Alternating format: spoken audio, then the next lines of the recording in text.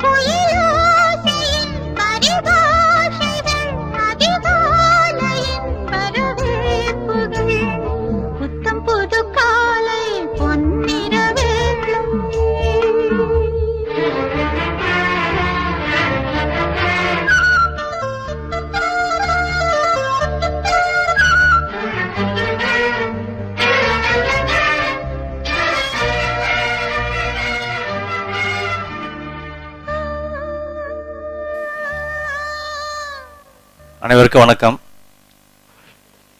இன்றைய வகுப்பு உணவே மருந்து, எப்படி எப்பொழுது. உணவுதான் மருந்துன்னா அப்ப எந்த நோய்க்குமே ஆங்கில மருந்துகளோ இல்ல மற்ற மருத்துவருடைய மருந்துகளோ தேவையில்லையா அப்படின்னு ஒரு கேள்வி வரும் இல்லைங்களா? உண்மையிலே தேவையில்லை. எப்பனாக்கா நம்ம உடம்புல உணவே மருந்தாக செயல்படும் பொழுது. அப்ப உணவு எப்போ மருந்தா செயல்படும்? உணவே மருந்துன்றது சாத்தியமா, உண்மையா? அதை பத்தி தான் இந்த வகுப்புல நம்ம தெரிஞ்சுக்க போறோம். அப்ப உணவே மருந்து என்பது எப்படி அப்படின்ற விஷயத்தை தெரிஞ்சுக்க போறோம். எப்பொழுது அப்படின்ற விஷயத்தை தெரிஞ்சுக்க போறோம். சரிங்களா? சரிங்க. ஒரு 3 பேர் மேடைக்கு வரணும். மேரேஜ் ஆகாதவங்க வாங்க, லேடிஸ். ஒன்றும் பயப்பட வேணாம், சுயவரம் எதுவும் கிடையாது. சுயவர நிகழ்ச்சிலாம் எதுவும் கிடையாது. மேரேஜ் ஆகாதவங்க. உங்க பேர் என்னங்க மேடம்? ஜோதி மலர் சார். ஜோதி மலர். மலர். உங்க பேருங்க? பவித்ரா. பவித்ரா. உங்க பேருங்க மேடம்? தீபிகா. தீபிகா. சரி, வச்சுங்க. தீபிகா மேடம், லைஃப்ல உங்களுக்கு என்ன ஆசை? உங்களுக்கு என்ன எய்ம்? உங்களுடைய லட்சியம் என்ன லைஃப்ல? என்ன ஆசை? நல்லா அக்குபஞ்சர் டாக்டர், அக்குபஞ்சர் ஹீலர் ஆகணும். அப்புறம் கோர்ஸ் சேரும்போது அந்த எண்ணம், அதுக்கு முன்னே என்ன வந்தீங்க? அதுக்கு முன்னே என்ன லட்சியங்கள் இருந்தது மனசுல, ஆசைகள்லாம் இருந்தது? எய்ம் ஒரு வீடு கட்டணும். ஒரு வீடு கட்டணும். ஆமாக்கு. Very good. உங்க பேர் பவித்ரா. பவித்ரா மேடம், உங்களுக்கான ஆசை என்ன? சார் லெக்சரர் ஆகணும். லெக்சரர் ஆகணும். Very good, very good. எல்லாமே நல்ல ஆசைகள் தான். உங்க எய்ம் என்னங்க? உங்க ஆசை என்னங்க? ஒரு பேங்க் ஆஃபீஸர் ஆகணும். பேங்க் ஆஃபீஸர் ஆகணும். Very good. உங்க பேர் என்ன சொன்னீங்க? ஜோதி மலர். ஜோதி மலர். இப்போ இவங்க 3 பேருமே 3 விதமான ஆசைகள் சொன்னாங்க. இப்போ இந்த ஹாலில் எல்லாம் இருக்கு, இவ்வளோ பேர் இருக்கீங்க. ஒவ்வொருத்தரும் கேட்டாக்கா இப்போ 150 பேர் இந்த ஹாலில் இருக்கீங்கன்னாக்கா 150 ஆசை வெளிவரும். சரிங்களா? ஆனால் நமக்கு வகுப்புக்கு தேவையான விஷயம் என்ன தெரியுங்களா? 150 பேராக இருந்தாலும் சரி, அது 1000 பேராக இருந்தாலும் சரி, அரங்கத்தில் அவர்களுக்குன்னு தனிப்பட்ட ஆசைகள் இருந்தாலும் பொதுவான ஆசைன்னு ஒன்று இருக்கும். என்னங்க? பொதுவான ஒரு ஆசைன்னு இருக்கும். அதை என்னன்னு பார்க்க போறோம். ஒரு 13 வயசுல இருந்து 25 வயசு வரைக்கும் டீனேஜ் தொடங்குது. 13, 14, 15 அந்த டீனேஜ் பருவத்தில் 13 வயசுல இருந்து 25 வயசு வரைக்கும் உள்ள ஆணாக இருந்தாலும் சரி பெண்ணாக இருந்தாலும் சரி அவங்க மனசில் ஏற்படக்கூடிய பொதுவான ஆசைகள் என்னங்க? 3 பேர் இருந்தீங்க, 3 விதமான ஆசை சொன்னீங்க. ஆனால் அந்த 13லேருந்து 25 வயசு வரைக்கும் உள்ள ஆணாக இருந்தாலும் சரி பெண்ணாக இருந்தாலும் சரி அவங்க மனசில் ஏற்படக்கூடிய பொதுவான ஆசை என்னங்க மேடம்? பழைய ஸ்டூடெண்ட்ஸ் யாரும் பதில் சொல்லக்கூடாது. நல்ல ஹஸ்பண்ட் வரணும், நல்ல ஹஸ்பண்ட் அமையணும், வெரி குட் வெரி அழகாக இருக்கணும். என்னங்க? அழகாக இருக்கணும், அதான் ஆசையாக இருக்கும். இந்த டீனேஜ் 13 வயசுலேருந்து 25 வயசு வரைக்கும் ஆணாக இருந்தாலும் சரி பெண்ணாக இருந்தாலும் சரி அவங்க மனசில் இருக்கக்கூடிய பொதுவான ஆசை என்னங்க? தான் அழகாக இருக்கணும். வெரி குட், அழகான ஆசை, அழகாக இருக்கணும்.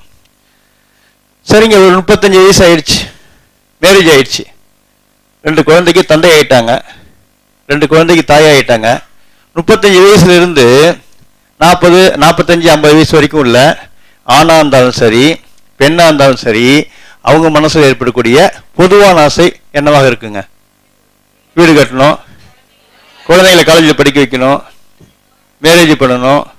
குழந்தைங்களுக்கு, அவருக்கு இல்லை குழந்தைங்களுக்கு வச்சுங்களா, இதெல்லாம் இருக்கும் இல்லைங்களா? இதெல்லாம் கடமைகள், நம்ம இதெல்லாம் சொல்லலை, இதெல்லாம் கடமைகள். 35 வயசுக்கு மேல மேரேஜ் ஆனவங்களுக்கு 2 குழந்தைங்க உள்ள பேரண்ட்ஸ் அவங்களுக்கு 35 வயசுக்கு மேல ஏற்படக்கூடிய ஆணா இருந்தாலும் சரி பெண்ணா இருந்தாலும் சரி அவங்களுக்கு ஏற்படக்கூடிய பொதுவான ஆசை என்னவாங்க சார் இருக்கும்? ஆரோக்கியமா இருக்கணும். என்னங்க அப்பான்னு இப்ப ரெஸ்ட் எடுக்க போறாங்களா? நிம்மதியா இருக்கணும், பணம் சம்பாதிக்கணும், ஏன்னா பசங்களாம் செட்டில் பண்ணணும்ல. ரைட், இதெல்லாம் வந்து கடமைகள் தான். இதெல்லாம் நீங்க சொல்றது உண்மைதான், வாஸ்தவம் தான், தேவையானது. ஆனால் அதெல்லாம் கடமைகள். எப்படி 13லேருந்து 25 வயசு வரைக்கும் படிப்புன்ற கடமை இருக்குது, ஆனா எல்லாத்தையும் மீறி பொதுவான ஆசை என்னவா இருக்கு? அழகா இருக்கணும்னு என்ன இருக்குல்ல, தேவையான ஆசை தானே. இங்க அழகு என்று நம்ம குறிப்பிடுறது சகப்பழக சொல்லல. அழகுனா லட்சணம். சரிப்பா, அழகுனா சகப்பா இருக்குன்னு நினைச்சுக்கிறாங்க. கருப்பும் அழகு தான், லட்சணம் தான் அழகு, அதை நம்ம மீன் பண்றோம்.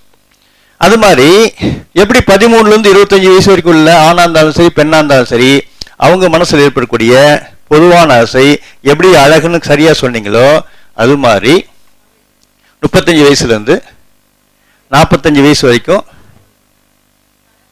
இருக்கக்கூடிய ஆணா இருந்தாலும் சரி பெண்ணா இருந்தாலும் சரி அவங்க மனசில் ஏற்படக்கூடிய பொதுவான ஆசை. சார் இங்கே 35 வயசு மேலே இருப்பீங்க பாருங்க, 40 வயசுக்காரங்களாம் இருப்பாங்க பாருங்க, அவங்க மனசு என்ன தோணுதுங்க?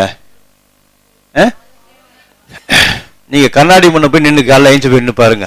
35 வயசுக்கு 40 வயசுக்கு கண்ணாடி முன்ன போய் காலைல ஏஞ்சி பாருங்க, பொதுவான ஆசை கிடைச்சிடும். என்னன்னு என்ன சார்? வெரி குட், இளமையா இருக்கணும். என்ன மீசை கரைச்சி போச்சா? இல்ல இல்ல பவுடர் தான். மீசை லைட்டா வெள்ளையை தெரியுது, சீச்சி பவுடர் தான் ஊட்டிட்டு இருக்குது. நான் வேற பயந்தே போயிட்டேன். அப்ப ஏற்படுது இல்லைங்களா? அப்ப 35 வயசுலேருந்து 45 வயசு வரைக்கும் இருக்கக்கூடிய ஆணா இருந்தாலும் சரி பெண்ணா இருந்தாலும் சரி அவங்களுக்கு ஏற்படக்கூடிய பொதுவான ஆசை என்னங்க சார்? தான் இளமையா இருக்கணும். இங்க கடமைகளை பத்தி பேசல, பொதுவான ஆசைகளை பத்தி தான் பேசுறோம். தான் இளமையாக இருக்கணும் அப்படின்னு என்னதான் இளமை, தான் இளமையாக இருக்கணும். சரிங்க சார், 50 வயசு ஆயிடுச்சுங்க, 55 வயசு ஆயிடுச்சுங்க வச்சுங்களா. இப்ப ஏன் ஒரு இளமையா இருக்குன்றக்கா எனக்கு இப்ப அழகு முக்கியம் கிடையாது. 35 வயசுக்கு மேல கல்யாணம் ஆகி குழந்தை குட்டி இருக்கிறவங்களுக்கு என்ன இப்ப என்ன நினைப்ப? எனக்கு அழகு முக்கியம் கிடையாது, எனக்கு மேரேஜ் ஆயிடுச்சு, இளமை பறி போயிடக்கூடாது, நான் இளமையா இருக்கணும் அப்படின்ற எண்ணம் இருக்கும். சரிங்க, 50 வயசு ஆயிடுச்சுங்க, 50க்கு மேல அப்படியே எனக்கு இப்ப அழகு முக்கியம் கிடையாது, பசங்களாம் பெருசாயிட்டாங்க, கல்யாணம் பண்ணி கொடுக்க போற பொண்ணெல்லாம் பையனுக்கு கல்யாணம் ஆயிடுச்சு, எனக்கு இளமையும் அவ்வளவு பெரிய முக்கியம் கிடையாது. அதுக்கு மேல என்ன நினைப்பாங்க அவங்க? ஆரோக்கியமா இருக்கணும், எனக்கு யாருடைய உதவியும் தேவைப்படக்கூடாது, என்னுடைய அன்றாட தேவைகளுக்கு யாரையும் நான் டிபெண்ட் பண்ணி இருக்கக்கூடாது, ஆரோக்கியமா இருக்கணும், நோய் நொடி இல்லாம இருக்கணும். அப்படின்னா என்ன பொதுவான ஆசை என்னவா இருக்குங்க? ஆரோக்கியம் இல்லைங்களா? லைஃப் லாங், லைஃப் முழுக்க இந்த 3 விஷயத்துக்காக தான் நம்ம செலவு பண்ணுவோம். நீங்க என்ன வேணா ஏர்னிங், அதாவது இப்போ பணம் சம்பாதிக்கிறது ஏர்னிங்காக என்ன வேணா நீங்க இருக்கலாம், எந்த பிசினஸ் இருக்கலாம், நல்ல ஜாப்ல இருக்கலாம், எதில் வேணா இருக்கலாம். ஆனா அந்த 3 விஷயத்துக்காக தான் நம்ம பாடுபடுவோம், செலவு பண்ணுவோம், எல்லாம் அண்டர் கரெக்டாக தான் இருக்கும். அப்ப இந்த 3 விஷயத்துக்கு கிடைப்பதுக்கு அந்தந்த பருவத்தில் அந்தந்த சூழ்நிலையில் இந்த 3 விஷயம் கிடைப்பதற்காக, அந்த 3 விஷயத்தை தக்க வச்சுக்கிறதுக்காக நம்ம என்ன பண்றோங்க, நிறைய செலவு பண்றோம். ஒரு 40 வயசு உள்ள ஒரு பெண்மணி சென்னை சில்க்ஸ்ல போய் பட்டுப்புடவை எடுக்கிறாங்க. 40 வயசு ஆயிடுச்சு, குழந்தைங்களா இருக்காங்க. பட்டுப்புடவை எப்படி எடுக்கிறாங்க, எப்படி எடுக்கிறாங்க சிஸ்டர்? கிராண்டா எடுத்து என்ன பண்றாங்க, மேல போட்டு பாக்குறாங்க. மேல போட்டு பார்த்து என்ன அபிப்பிராயம் கேட்கறாங்க, நல்லா இருக்கான்னு. சீச்சி நல்லா இல்லைன்னு சொல்லுவீங்க, இது வயசு உனக்கு சூக்கலா காட்டுது, உனக்கு கேள்வி மாதிரி காட்டுது, அதனால வேணான்னு. அப்ப என்ன இருக்கு, பட்டு புடவையில் என்ன இருக்குது, இளமையை குறைக்குதா அதிகப்படுத்துதா? இளமையை குறைக்குதா, வயசு அதிகப்படுது, அது அந்த ஒரு இருக்கு இல்லைங்களா? அப்ப எந்த ஒரு விஷயமா இருந்தா சரி, இது 3மே அந்தந்த பருவத்துக்கு இடம்பெறும். அப்ப இந்த 3 விஷயத்தையும் எந்த விதமான செலவுகளே இல்லாமல், எந்த விதமான செலவுகளே இல்லாமல், யாரையும் நாடாமல், யாரையும் டிபெண்ட் பண்ணி இல்லாமல், வீட்டு விட்டு வெளியே போகாமல், நமக்கு நாமே இது 3ஐயும் பெற முடியும் செலவே இல்லாமல். எப்படின்னாக்க உணவால பிற செலவு இருக்கா? அழகா இருப்பதற்கும், இளமையா இருப்பதற்கும், ஆரோக்கியமா இருப்பதற்கும் எந்தவித செலவும் வேண்டாம், எந்த ஒரு மருத்துவருடைய துணையும் வேண்டாம், வீட்டை விட்டு வெளியே போய் தேவையில்லை, அந்த லேபுக்கு இந்த லேபுக்கு அந்த ஹாஸ்பிட்டலுக்குன்னு யாருடைய வீட்டில் உதவியும் தேவையில்லை. நமக்கு நாமே சுயமாக இந்த 3 விஷயத்தையும் பெற முடியும். இந்த 3 விஷயத்தையும் பெறக்கூடிய ஒரு தத்துவத்தை உள்ளடக்கி வச்சிருக்கிறதா அக்குபஞ்சர் மருத்துவம். புரியுதுங்களா? அப்ப அக்குபஞ்சர் மருத்துவம் மூலமாக என்ன சார் பெற முடியும், என்ன சிஸ்டர் பெற முடியும்? அழகு, இளமை, ஆரோக்கியம். எப்படிங்க? செலவே இல்லாமல், யாரையும் டிபெண்ட் பண்ணாமல், எங்கேயும் அலையாமல், இது 3த்தையும் பெற முடியும். அதுதான் நம்ம என்னன்னு பார்க்க போறோம். சரிங்களா? இந்த பிரபஞ்சமே பஞ்சபூத சக்திகளால் ஆனது, நம்ம உடம்பும் பஞ்சபூத சக்திகளால் ஆனதுனாக்கா நாமளும் பிரபஞ்சமும் வேற வேறையா? Very good. நாமளும் பிரபஞ்சமும் வேற வேற இல்லை. அப்ப நாமளும் பிரபஞ்சமும் வேற வேற இல்லைன்னாக்கா பிரபஞ்சத்தில் இருக்கிற ஆற்றல் எங்க சிஸ்டர் இருக்கும்? நம்ம உடம்புக்குள்ள இருக்கும். Very good. அப்ப பிரபஞ்ச ஆற்றல் உடம்புக்குள்ள எப்படி செயல்படுது, எப்படி செயல்பட்டு இந்த 3 விஷயத்தை நம்ம பெற போறோம், அழகு, இளமை, ஆரோக்கியம் அப்படின்றத கொஞ்சம் விரிவா பார்க்க போறோம். சரிங்களா? அப்ப முதல்ல பஞ்சபூத சக்திகள்னா என்னங்க?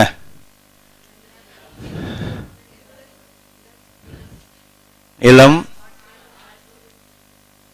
காற்று, நீர், ஆகாயம், நெருப்பு. ஆகாயன்றது அக்குபஞ்சர்ல மரம்னு குறிப்பிடுறோம். அதுக்கான விளக்கம் உங்களுக்கு தெரியும்.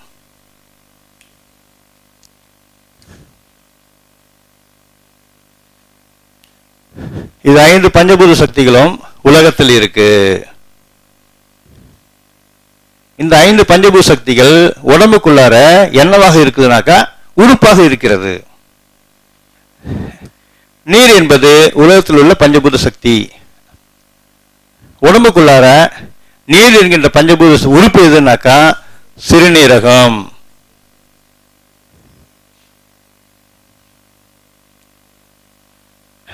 காற்று என்பது உலகத்தில் உள்ள பஞ்சபூத சக்தி. உடம்புக்குள்ளார காற்று என்கின்ற பஞ்சபூத உறுப்பு எதுனாக்கா நுரையீரல்.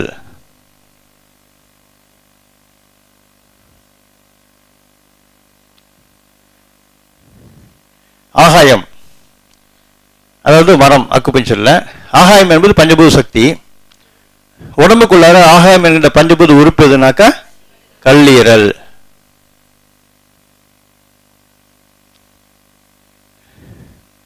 நெருப்பு என்பது உலகத்தில் உள்ள பஞ்சபூத சக்தி.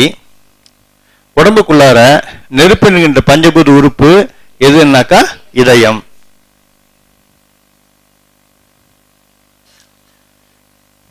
நிலம் என்பது பஞ்சபூத சக்தி உலகத்தில் பார்க்கிறோம்.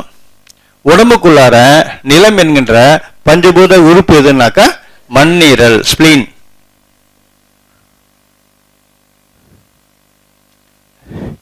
மண்ணுக்கு மண்ணீரல், தமிழில் பெயர் பொறுத்த காரணத்தை எப்படி அழகாக பொருத்தமாக இருக்கு பாருங்க. நிலத்துக்கு மண்ணுக்கு மண்ணீரல், காற்றுக்கு நுரையீரல், நீருக்கு சிறுநீரகம், ஆகாயத்துக்கு கல்லீரல், நெருப்புக்கு இதயம். இது ஐந்தும் பஞ்சபூத உறுப்புகள். இது ஐந்தும் பஞ்சபூத உறுப்புகள். இந்த 5 பஞ்சபூத உறுப்புகளுக்கு துணை உறுப்புகள் இருக்கு. சிறுநீரகத்துக்கு துணை உறுப்பு சிறுநீர்ப்பை, கல்லீரலுக்கு துணை உறுப்பு பித்தப்பை, நுரையீரலுக்கு துணை உறுப்பு பெருங்குடல், இதயத்துக்கு துணை உறுப்பு சிறுகுடல், மண்ணீரலுக்கு துணை உறுப்பு இரைப்பை, அதாவது வயிறுன்னு சொல்லலாம். 5 பஞ்சபூத சக்தி உலகத்தில் இருக்குது. 5 பஞ்சபூத உறுப்புகள் உடம்புக்குள்ள இருக்கு. அதுக்கு 5 துணை உறுப்புகள் இருக்கு. இது பார்த்தோம் இல்லைங்களா? இதுக்கும் ஆரோக்கியத்துக்கும் இளமைக்கும் அழகுக்கும் என்ன சார் சம்பந்தம்னு ஒரு கேள்வி வரும் இல்லைங்களா? நம்ம உடம்புக்கு ஏற்படக்கூடிய எந்த தொந்தரவாக இருந்தாலும் சரி, எந்த நோயாக இருந்தாலும் சரி, எந்த குறைபாடாக இருந்தாலும் சரி, அது இந்த 5 பஞ்சபூத உறுப்பை சார்ந்தது. இந்த 5 பஞ்சபூத உறுப்புகளில் ஏற்படக்கூடிய குறைபாடு தான் நோயாக பிரதிபலிக்குது. அப்போ உடம்புக்கு வந்த நோயை போக்கணும்னா என்ன பண்ணலாங்க? எந்த பஞ்சபூத உறுப்புக்கு சக்தி குறைவாக இருக்கோ, எந்த உறுப்புக்கு, என்ன உறுப்புங்க பஞ்சபூத உறுப்புன்னா என்னங்க? மண்ணீரல், நுரையீரல், சிறுநீரகம், கல்லீரல், இதயம். இது 5 பஞ்சபூத உறுப்புகள். துணை உறுப்புகள் இருக்கு, நம்ம கணக்கில் எடுத்துக்க வேணாம் ஒரு சௌகரியத்துக்கு. இந்த 5 பஞ்சபூத சக்தி ஆரோக்கியமாக இருந்தால், அது சக்தியாக இருந்தால் நம்ம ஆரோக்கியமா இருப்போம். இந்த 5 பஞ்சபூத உறுப்பில் ஏதாவது குறை ஏற்பட்டா, அவருடைய இயக்க சக்தி நிலை குறைந்தால் நமக்கு நோய் ஏற்படும். அப்ப நோய் எப்படி சரி பண்ணலாங்க? எந்த பஞ்சபூத உறுப்புக்கு குறைவா இருக்கோ, பலகீனமா இருக்கோ, அந்த பஞ்சபூத உறுப்புக்கு எனர்ஜியை கொடுத்துட்டாக்கா, சக்தியை கொடுத்துட்டாக்கா, நம்ம அதை சார்ந்த நோயிலிருந்து விலகிடலாம், தப்பிச்சிடலாம், குணமாயிடலாம். அப்ப அந்த 5 பஞ்சபூத உறுப்புக்கு எப்படி சக்தி கொடுக்க போறோம், அதுக்கு என்ன மாத்திரை சாப்பிடணும், எந்த டாக்டர் அணுகணும் அப்படின்னு ஒரு கேள்வி வருது இல்லைங்களா?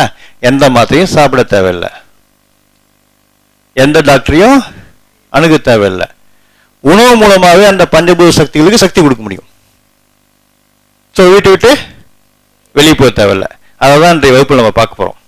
அதுக்கு முன்னே இன்னும் சில விஷயங்கள் நம்ம இப்போ தெரிஞ்சிக்க வேண்டியிருக்கு. சார், உடம்புல ஆங்கில மருத்துவத்தில் டெய்லி புது புது நோய்கள் கண்டுபிடிக்கிறாங்க, ஆயிரக்கணக்கான நோய்கள் இருக்குது. அப்படி இருக்கும்போது இந்த 5 உறுப்பு சார்ந்தது தான் நோயின்றீங்களே, அப்போ எந்தெந்த நோய் எந்தெந்த உறுப்பு சார்ந்தது அப்படின்னு பார்க்கலாங்களா? நீங்கள் சொல்லுங்க, நோய் சொல்லுங்க, அது எந்த உறுப்பு நான் சொல்கிறேன். நான் இந்த துணை உறுப்பை வச்சுக்கலாம். ஒரு நோயை சொல்லுங்க. சுகர், சர்க்கரை நோய். சர்க்கரை நோய் மண்ணீரல் சம்மந்தப்பட்டது, 99% மண்ணீரல் சம்மந்தப்பட்டது, வயிறு சம்மந்தப்பட்டது, அதாவது செரிமானம் சம்மந்தப்பட்டது. அப்ப மண்ணீரல் செயல்பாட்டை சரி பண்ணுவதன் மூலமாக, மண்ணீரலுக்கு சக்தி கொடுப்பது மூலமாக என்ன ஆகுங்க? சர்க்கரை நோயை குணப்படுத்திடலாம். அடுத்தது என்னங்க? கர்ப்பப்பை சம்பந்தப்பட்ட நோய்கள், ஓவர் ப்ளீடிங் ஆகிறது, இர்ரெகுலர் பீரியட்ஸு, குழந்தையின்மை, மலட்டுத்தன்மை, ஆண்மை குறைவு, பெண்மை குறைவு, கர்ப்பப்பையில கட்டிகள், சினைப்பையில கட்டிகள், எண்டோமெட்ரியம் தடிச்சு போறது, கர்ப்பப்பை இறங்கிறது, இப்படி கர்ப்பப்பை சம்பந்தப்பட்ட எல்லா கோளாறுகளுக்கும் எந்த உறுப்பு சக்தி கொடுத்தா சரியாகனாக்கா சிறுநீரகம், அதாவது நீர்மூலக சக்தி. வச்சுங்களா? ஏன்னா கர்ப்பப்பை என்ற உறுப்புக்கு சக்தி கொடுக்கக்கூடிய பஞ்சபூத உறுப்பு எதுனாக்கா சிறுநீரகம், சிறுநீர்ப்பை. சிறுநீரகத்திலும் சிறுநீர்ப்பையிலும் போதுமான சக்தி இல்லாவிட்டால் கர்ப்பப்பைக்கு போதுமான சக்தி கிடைக்காது. அப்ப கர்ப்பப்பை சம்பந்தப்பட்ட கோளாறுகள், அது சம்பந்தப்பட்ட அனைத்து விதமான சிக்கல்களுக்கும் குறைபாடுகளுக்கும் நம்மளுடைய அக்குபஞ்சர்ல என்ன செய்யறோம்னாக்கா, சிறுநீரத்துக்கு சக்தி கொடுப்பது மூலமாக, சிறுநீர்ப்பைக்கு சக்தி கொடுப்பது மூலமாக கர்ப்பப்பை சம்பந்தப்பட்ட அனைத்து விதமான குறைபாடுகளும் நீக்க முடியும். எவ்வளவு சௌகரியமா இருக்கு பாருங்க. அப்புறம் என்ன கேளுங்க சார், வலிகள் இருக்கீங்களா? பொதுவா பேக் பெயின், அதெல்லாம் ஒவ்வொரு வலியுமே வரேன் நான். ஷோல்டர் பெயின் நல்லா ஷோல்டர் பெயின், நல்லா தோள்பட்டெல்லாம் வலிக்குது, கையை தூக்க முடியல, சாரி கட்ட முடியல, பஸ்ஸில் போனால் எதுவும் பிடிக்க முடியல, ரொம்ப விட்டு போகிற மாதிரி இருக்குது கை ரெண்டும் வச்சுங்களா. அப்போ ஷோல்டர் பெயின் எல்லாம் கை இந்த தோள்பட்ட வலியெல்லாம் எந்த உறுப்பை சார்ந்ததுனாக்கா நுரையீரல், அது காற்று மூலகம். நுரையீரலில் சக்தி குறைஞ்சி போச்சு, பெருங்குடலில் சக்தி குறைஞ்சி போச்சு, அதனால அந்த வலி வருது, இந்த பாகத்தில் வலி ஏற்படுது. அப்போ தோள்பட்டில் ஏற்பட்ட அனைத்து விதமான சிக்கல்களுக்கும் குறைபாடுகளுக்கும் நம்ம நுரையீரலுக்கு சக்தி கொடுப்பது மூலமாக குணப்படுத்திடலாம். வலியெல்லாம் பார்க்கலாம். சார் இடுப்பு வலிக்குங்க சார், குனிஞ்ச நிமிர முடியல, அப்படி குனிஞ்சு வேலை செஞ்சாக்கா மூங்கில் முறிகிற மாதிரி அப்படியே சார் அப்படி அந்த அளவுக்கு வலி இருக்குது, இடுப்பு வலி, தாங்க முடியாத இடுப்பு வலி. அதுக்கு எந்த உறுப்பு காரணம்னாக்கா மண்ணீரல், இரைப்பை. மண்ணீரலும் இரைப்பையிலும் சக்தி குறைஞ்சி போச்சு. அதாவது நிலமூலகம் சார்ந்த உறுப்புகள், நிலம் என்ற பஞ்சபூத உறுப்புகள் மண்ணீரலும் இரைப்பையும், அந்த உறுப்புல எனர்ஜி குறைஞ்சி கம்மி ஆயிட்டாக்கா, இயக்கம் குறைஞ்சி போயிட்டாக்கா இடுப்பு வலி வரும். அப்போ இப்போ இடுப்பு வலிக்கு பெயின் கில்லர் கொடுக்கலாம், சாப்பிடலாங்களா, இல்லை மண்ணீரலுக்கு சக்தி கொடுக்கலாங்களா? மண்ணீரலுக்கு சக்தி கொடுத்தா போதும், அது எத்தனை ஆண்டு கால இடுப்பு வலியாக இருந்தாலும் சரியாயிடும். அடுத்தது ஸ்பைனல் கார்டு, முதுகுத்தண்டு பிரச்சனைகள், cervical spondylitis, lumbar spondylitis, disk prolapse ஆயிடுச்சு, கழுத்து வலிக்குது, அடிமுதுகு வலிக்குது, முழங்கால் வலிக்குது வச்சுங்களா. இந்த மாதிரி வலிகள் எல்லாமே எந்த உறுப்புனாக்கா சிறுநீரகம் சார்ந்தது, அது நீர்மூலகம். ஸ்பைனல் கார்டு பிரச்சனைகள் எல்லாம் cervical spondylitis, L3 L4 jam ஆயிடுச்சு, டிஸ்க் ப்ரொலாப்ஸ் ஆயிடுச்சு, முதுகு தண்டில் ஃபுல்லாக வலி, அடிமுதுகு ஃபுல்லாக வலிக்குது, கழுத்து வலிக்குது, முழங்கால் வலிக்குது, உட்காந்தா எந்திரிக்க முடியல, அவ்வளோ பயங்கரமாக வலி இருக்குது, தலை பாரமாக வலிக்குது. இது மாதிரியான வலிகளும் இந்த பாகத்தில் ஏற்படும் வலிகள் இல்லைனாக்கா எந்த உறுப்பு பலகீனப்பட்டிருக்குனாக்கா சிறுநீரகம். அப்போ இந்த கம்ப்ளைண்ட் உள்ளவங்களுக்கு எந்த உறுப்பு சக்தி கொடுத்தா இந்த கம்ப்ளைண்ட்லாம் சரியாகுங்க? சிறுநீரகத்துக்கு சக்தி கொடுத்தா இந்த கம்ப்ளைண்ட்லாம் சரியாயிடும். அப்போ சிறுநீரகம் மூலம் என்ன பார்த்தோம்? அது தைராய்டு ப்ராப்ளம். இங்கே 5 உறுப்பு தான் சொல்லியிருக்கீங்க. அப்போ உடம்புல இந்த 5 உறுப்பு தான் இருக்குதா? ஏகப்பட்ட உறுப்புகள் இருக்கு. ஆனால் எல்லா நோய்க்கு காரணம் இந்த 5 பஞ்சபூத உறுப்புகள் ஏற்பட சக்தி குறைபாடு தான். ஒரு கேள்வி வருதுங்களா? இந்த 5 ராஜ உறுப்புகள் தான், இந்த 5 பஞ்சபூத உறுப்புகள் தான் உடம்புல இருக்கிற மற்ற உறுப்புகளுக்கு சக்தியை கொடுக்குது. பொதுவாக உடம்புல இருக்கக்கூடிய ஹார்மோன்ஸ் இருக்கக்கூடிய கிளான்ஸுகளுக்கெல்லாம் எந்த உறுப்பு சக்தி கொடுக்குதுனாக்கா சிறுநீரகம். பேங்க்ரியாஸ், கணையம், இன்சுலின் ஹார்மோன்ஸ் இருக்கக்கூடிய கணையம் என்ற உறுப்புக்கு சக்தி கொடுக்கக்கூடிய ராஜ உறுப்பு பஞ்சபூத உறுப்பு எதுனாக்கா மண்ணீரல். இப்படி 5 பஞ்சபூத உறுப்புகளும் வெவ்வேறு உறுப்புகளுக்கு சக்தி கொடுக்குது. கர்ப்பப்பைக்கு சக்தி கொடுக்கக்கூடிய உறுப்பு சிறுநீரகம்னு ஒன்றை பார்த்தோம். அப்ப தைராய்டு பிரச்சனை, ஹைப்பர் தைராய்டு, ஹைப்போ தைராய்டு, இது மாதிரி தைராய்டு பிரச்சனை உள்ளவங்களுக்கு சிறுநீரகத்துக்கு சக்தி கொடுப்பது மூலமாக அதை சரி பண்ணலாம். ஹார்மோன்ஸ் இம்பேலன்ஸ் உள்ளவங்களுக்கு சிறுநீரகத்துக்கு சக்தி கொடுப்பது மூலமாக அந்த குறைபாட்டை சரி பண்ணலாம். அதே மாதிரி கல்லீரல், கண் சம்பந்தப்பட்ட கோளாறுகள், கண் சம்பந்தப்பட்ட அனைத்து கோளாறுகள் எப்பயும் ஒரு அசதியா இருக்கிறது, சோர்வா இருக்கிறது, இது எல்லாமே கல்லீரல் சம்பந்தப்பட்டது. அப்ப கல்லீரலுக்கு சக்தி கொடுப்பது மூலமாக அந்த பிரச்சனை எல்லாமே சரி பண்ணலாம்.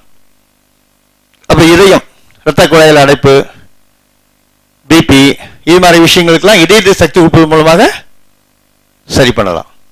சரிங்களா? வேற என்னென்ன கோளாறுங்க சார்? தலைவலிக்குது. இவங்க மேடம் என்ன சொல்றாங்க? தலைவலியா? யாரால தலைவலி மேடம்? தலைவலி யாரால? வீட்டுக்காராலையா, மாமியாராலையா, இல்லை உங்களால் அவங்களுக்கா, அவங்களால உங்களுக்கா? மற்றவங்களால ஏற்படக்கூடிய தலைவலியை பேசிதான் தீர்க்கணும். பொதுவாக உடம்புக்கு ஏற்படும் வலிகள் இருக்கு இல்லைங்களா, அதுவும் இந்த ராஜ உறுப்புகள் 5 பஞ்சபூத உறுப்புகள் சம்பந்தப்பட்டது. சரிங்களா? அதாவது நெக்ஸ்ட் வகுப்புல அது விரிவாக வரும். ஒவ்வொரு பஞ்சபூத உறுப்புக்கு சார்ந்து வலிகள் விதவிதமா இருக்கும். மிதமான வலி இருந்தாக்கா மண்ணீரல் சார்ந்தது, பாரமான வலிகளாக இருந்தாக்கா சிறுநீரகம் சார்ந்தது, வலி இடவிட்டு இடநகர்ந்தாக்கா நுரையீரல் சார்ந்தது, எரிச்சலான வலிகள் கல்லீரல் சார்ந்தது. சரிங்களா? விண்ணென தெரிக்கும் வலிகள் இதயம் சார்ந்தது. எந்த நோயாக முழங்கால் மூட்டு வலியா சிறுநீரக சக்தி கொடுக்கலாம், ஆஸ்மா பிரச்சனை, வீசிங் பிரச்சனை அப்படின்னாக்கா நோய்களுக்கு சக்தி கொடுப்பது, சைனஸ் பிரச்சனை, நோய்களுக்கு சக்தி கொடுப்பது மூலமாக அந்த நோயை சரி பண்ணலாம். பல் ஆடுதா, தொத்தப்பல்லா, பல் சம்பந்தப்பட்ட விஷயங்களுக்கு சிறுநீரகத்துக்கு சக்தி கொடுப்பது மூலமாக சரி பண்ணலாம். கம்ஸ் வீக்கமா இருக்கா, கம்ஸ் ரத்தம் வருதா, மண்ணீரலுக்கு சக்தி கொடுப்பது மூலமாக சரி பண்ணலாம். நிறைய ஊறுபட்ட நோய் இருக்கு, பெரிய லிஸ்ட். அது நோய்க்கு எந்த உறுப்பு சக்தி கொடுக்கலான்னு பார்த்தாக்கா அது இந்த கிளாஸ் இன்னும் 2 மணி நேரம் போயிட்டே இருக்கும். இதுக்கு மட்டுமே சுருக்கமா நம்ம தெரிஞ்சுக்க வேண்டியது, எந்த நோயாக இருந்தாலும் சரி, உடம்புல எந்த குறைபாடாக இருந்தாலும் சரி, நம்ம இந்த 5 ராஜ உறுப்புகளுக்கு, பஞ்சபூத உறுப்புகளுக்கு சக்தி கொடுப்பது மூலமாக குணப்படுத்திடலாம் அப்படின்ற விஷயம் தான். இப்போ நமக்கு தெரிஞ்சிக்கக்கூடிய விஷயம் என்னன்னாக்கா, இந்த 5 பஞ்சபூத உறுப்புகளுக்கு எப்படி சார் சக்தி கொடுக்க போறீங்க, என்ன மருந்துகள் மூலமா சக்தி கொடுக்கலாம் அப்படின்னாக்கா எந்த மருந்துகளும் கிடையாது. உணவு மூலமா தான் சக்தி கொடுக்க போறோம். உணவுல இருக்கிற எந்த விஷயம் இந்த உறுப்புகளுக்கு சக்தி கொடுக்கும் அப்படின்றத அந்த வகுப்புல நம்ம பார்க்க போறோம். அதுக்கு முன்னாடி இன்னும் ஒரு விஷயத்தை பார்க்க போறோம். சில பிரச்சனைகளுக்கு லைஃப் லாங், வாழ்நாள் முழுக்க மாத்திரை சாப்பிடக்கூடிய தொந்தரவுகளுக்கும் நோய்களுக்கும் நீங்க குணப்படுத்த முடியுமானா குணப்படுத்த முடியும். பிபி, வாழ்நாள் முழுக்க மெடிசன் சாப்பிட வேண்டியதா இருக்கு. அப்ப பிபிக்கு எந்த உறுப்பு சார் காரணம்னாக்கா, இந்த 5 பஞ்சபூத உறுப்புல எந்த உறுப்பு வீக் ஆனாலும் பிபி ஏற்படும். அந்த பிபி என்ற கிளாஸ்ல நீங்க தெளிவா தெரிஞ்சுக்கலாம். அந்த நபருக்கு எந்த உறுப்பு பலகீனப்பட்டதுனால பிபின்னு கண்டுபிடிச்சி அந்த உறுப்பு சக்தி கொடுப்பதன் மூலமாக நாங்கள் சரி பண்ணிடுவோம். சரிங்களா? அதே மாதிரி மூளையில கட்டி, பிரெயின் டியூமர், இது மாதிரி மூளை சம்பந்தப்பட்ட விஷயங்களுக்கு எப்படி நம்ம ட்ரீட்மெண்ட் கொடுக்கணும்னாக்கா, இந்த 5 உறுப்புகளுடைய தகவல் பரிமாற்றம் எல்லாமே, குணங்கள் எல்லாமே மூளையில பதிவு செய்யப்படுகிறது. அப்ப சிறுநீரகத்தில் ஏதாவது ஒரு பிரச்சனைனாக்கா சிறுநீர் சம்பந்தப்பட்ட குணாதிசயங்கள்லாம் மூளையில பதிவு பண்ற இடம் பாதிக்கப்படும். இன்னும் எளிமையா நீங்க புரிஞ்சுக்கணும்னாக்கா, சிறுமூளை பெருமூளைன்னு இருக்கு இல்லைங்களா? இப்போ ஒரு பெருங்குடல் இருக்குன்னு வச்சுங்க.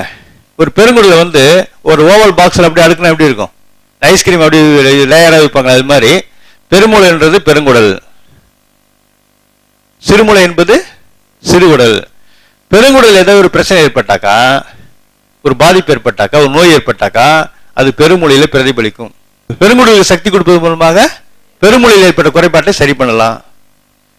சிறுகுடலுக்கு சக்தி கொடுப்பது மூலமாக சிறுமூளையில் ஏற்பட்ட குறைபாட்டை சரி பண்ணலாம்.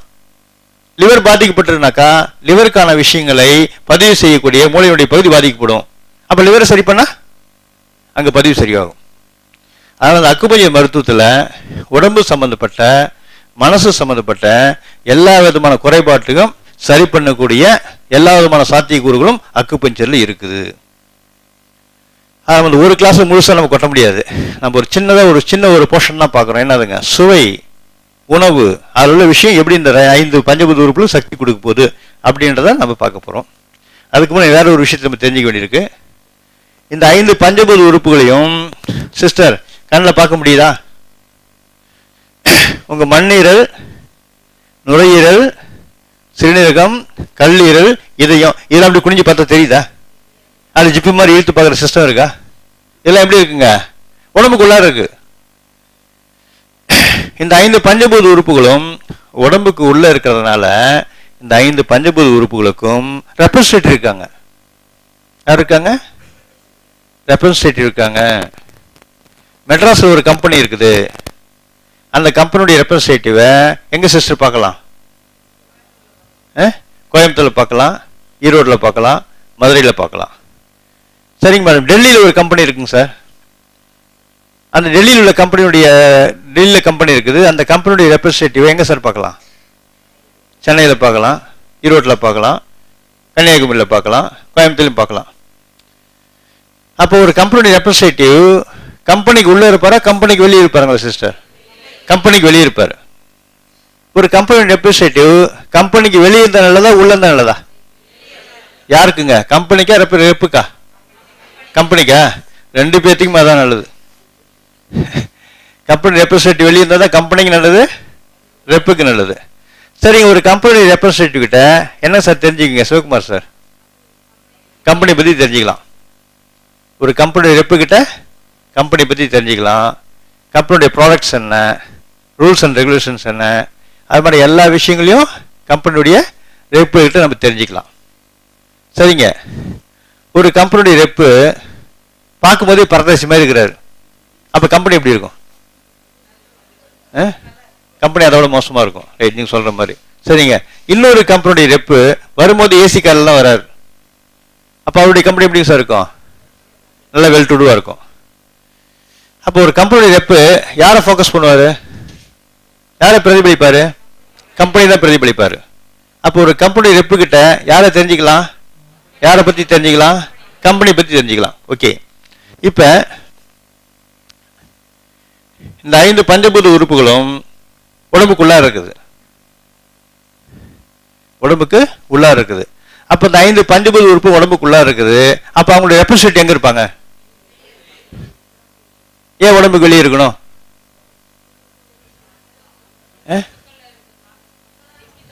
இல்லை, இந்த 5 பஞ்சபூத உறுப்புகளுடைய ரெப்ரசன்டேட்டிவ் உடம்புக்கு இவங்க உள்ள இருக்கிறாங்க. 5 பஞ்சபூத உறுப்புகள் ரெப்ரசன்டேட்டிவ் உடம்புக்கு வெளியே இருப்பாங்கன்னாக்கா என்ன ரீசன்? ரெப்ரசன்டேட்டிவ் வெளியே தானே இருக்கணும், அதான் லாஜிக். ரெப்ரசன்டேட்டிவ் வெளியே தானே இருக்கணும், புரியுதுங்களா? இப்போ ஏன் வெளியுறுப்புன்னு புரியுதுங்களா உங்களுக்கு? சரி, இப்போ யாருக்கு யார் ரெப்ரசன்டேட்டிவ் பார்க்கலாம். சிறுநீரகம், சிறுநீரகத்துடைய ரெப்ரசன்டேட்டிவ் யாருன்னாக்கா காது.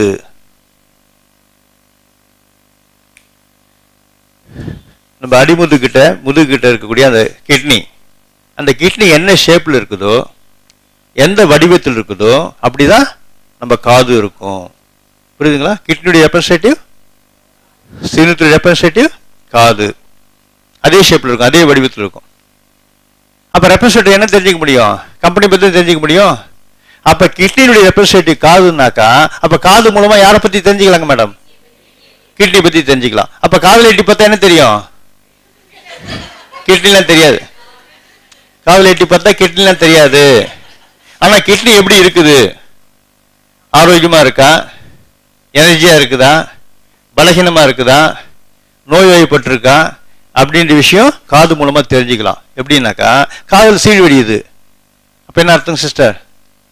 கிட்னியில் பிரச்சனை, கிட்னி பலகீனமாக இருக்கு, கிட்னியில் சக்தி கம்மியாக இருக்கு, காதில் சீழ் வடியுது, அப்போ என்ன அர்த்தங்க?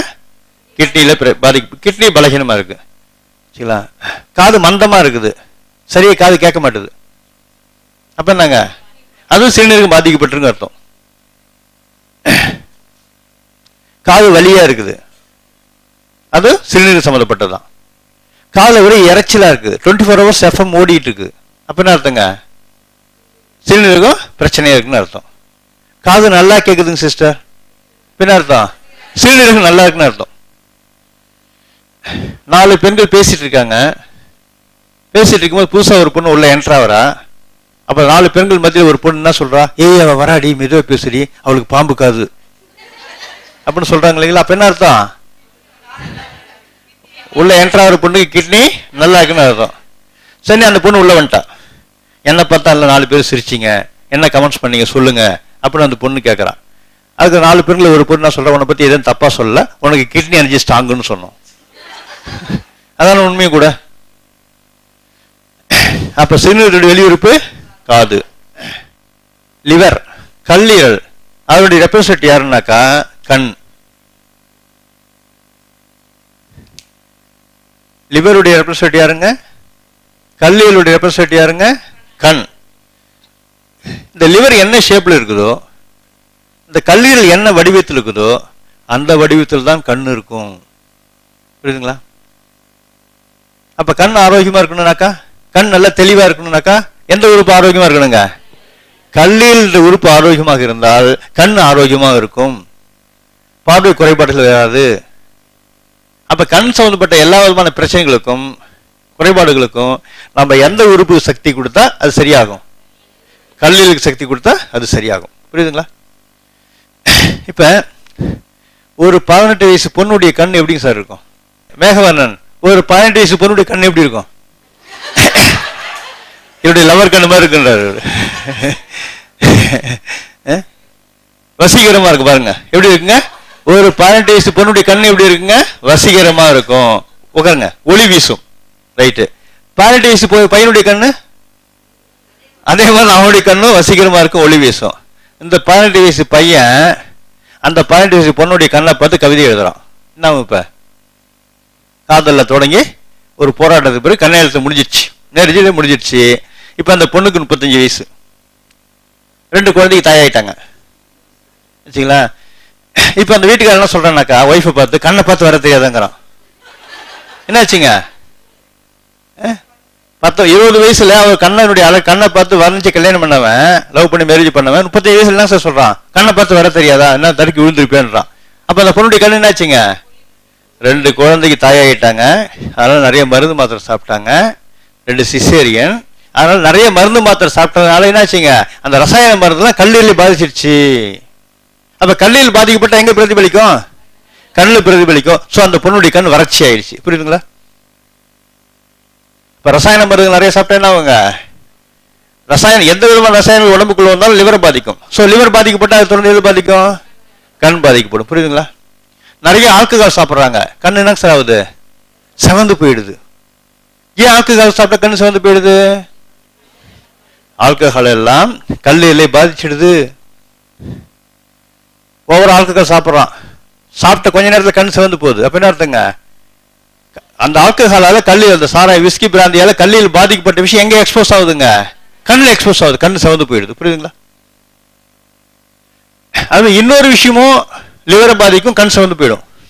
ரொம்ப கோவப்பட்டாக்கா என்ன அவங்க கண்ணு சிவந்து போயிடும். எதுங்க, மாலை கண் நோயா இருந்தாலும் சரி, காலை கண் நோயா இருந்தாலும் சரி, மதிய கண் நோயா இருந்தாலும் சரி, இதை யாரா பார்த்தா மட்டும் கண்ணு துடிக்கிறதாலும் சரி, எந்த வகை இருந்தாலும் சரி, அது லிவர் சம்மந்தப்பட்டது வச்சுங்களா. இல்லை சிலர் பார்த்து எரிச்சலா இருக்குன்னாக்கா அது வயிற்றெரிச்சல் சம்மந்தப்பட்டது. எதா இருந்தாலும் நம்ம லிவருக்கு சக்தி கொடுப்பது மூலமாக சரி பண்ணிடலாம். கண்ணில் வரக்கூடிய கொப்பளங்கள், கண்ணில் தண்ணியா வருது, கண் கட்டி வருது, கண் வீங்கிடுது, கேட்ராக்ட், இது மாதிரி கண் சம்பந்தப்பட்ட அனைத்து குறைபாடுகளும், இன்னும் புதுசா கண் சம்பந்தப்பட்ட என்ன அலோபதி கண்டுபிடிச்சாலும் சரி, புரியுதுங்களா, எல்லாத்துக்கும் லிவருக்கு எனர்ஜி கொடுப்பது மூலமாக, சக்தி கொடுப்பது மூலமாக அதெல்லாம் சரி பண்ணலாம். எதுங்க, ஆமா ஆமா ஆமா. அப்ப லிவர் எதெல்லாம் பாதிக்குமோ அதெல்லாம் கட் பண்ணி மற்ற வகையில் சரி பண்ணலாம்.